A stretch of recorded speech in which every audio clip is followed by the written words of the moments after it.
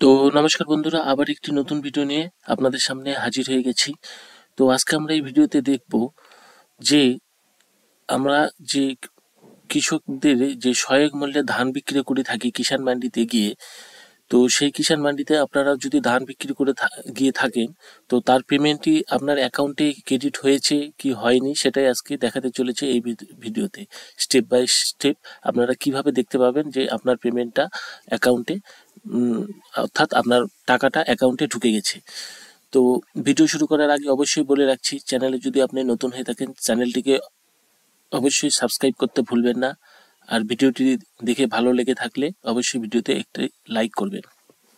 তো ওয়েস্ট বেঙ্গল সরকারের থেকে আপনারা সবাই জানেন যে 2023-24 সালের যে সরকারি সহায়ক মূল্যে ধান কেনা শুরু হয়ে গেছে এবং তার অ্যাপ্লিকেশনও শুরু হয়ে গেছে। যারা এখন পর্যন্ত অ্যাপ্লিকেশন করেনি, তো তেনারা অবশ্যই আমার চ্যানেলে ভিডিও রয়েছে, সেই ভিডিওটি দেখে আপনারা অনলাইনে অ্যাপ্লিকেশনটি করতে পারবেন।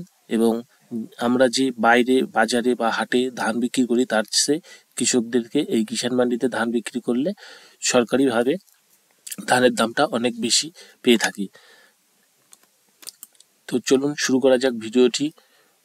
তো কিষাণ মান্ডিতে আমরা যখন ধান বিক্রি করে এসেছি, তো আসার পর এখানে যে তাদের যে অফিসিয়াল ওয়েবসাইটটি রয়েছে epardy.gov.in বলে, তো অফিসিয়াল ওয়েবসাইটে আপনারা চলে আসবেন, যেখান থেকে অনলাইনে আপনারা অ্যাপ্লিকেশন করবেন এবং ধান বিক্রির ডেটের তারিখ নেবেন।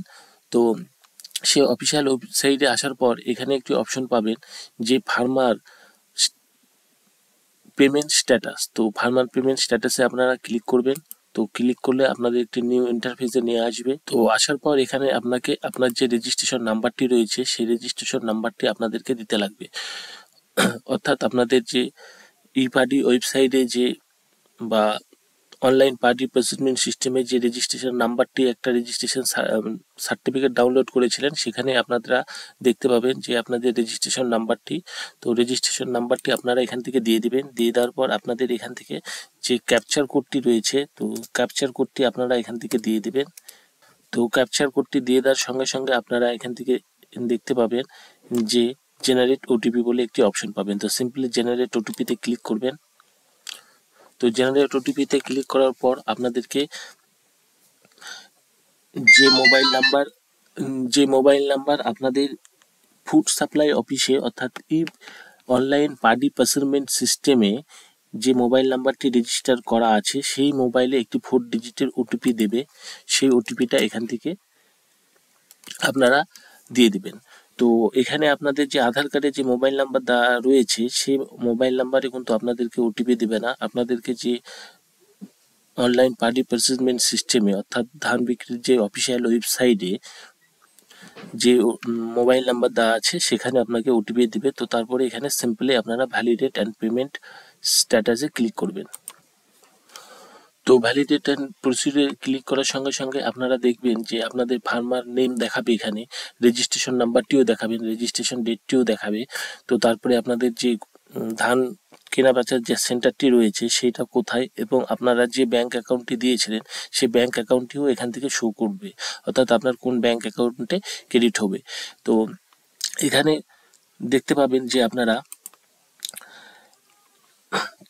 এখানে দেওয়া থাকবে সেন্টার নেম, স্লোড ডেট, কত কেজি ধান দিয়েছেন আপনাদেরকে এখান থেকে দেখিয়ে দিবে, এবং স্লোড অ্যামাউন্ট কত রয়েছে অ্যামাউন্ট এখানে দেখিয়ে দিবে।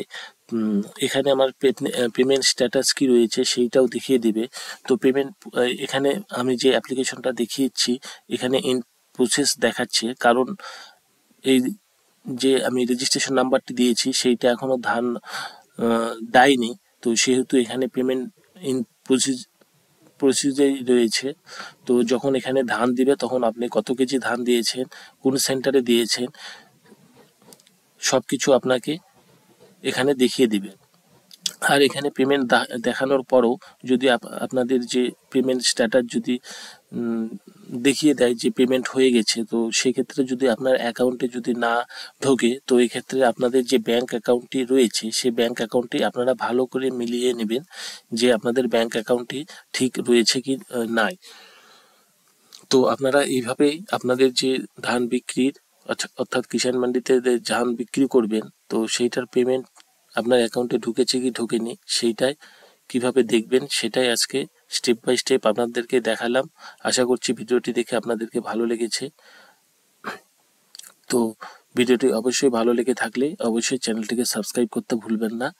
আমরা এই ধরনের ভিডিও আমাদের চ্যানেলে ডেলি নিয়ে আসি। তো আবার আপনাদের সামনে আমি নেক্সট ভিডিও নিয়ে আপনাদের সামনে হাজির হয়ে যাব। ধন্যবাদ।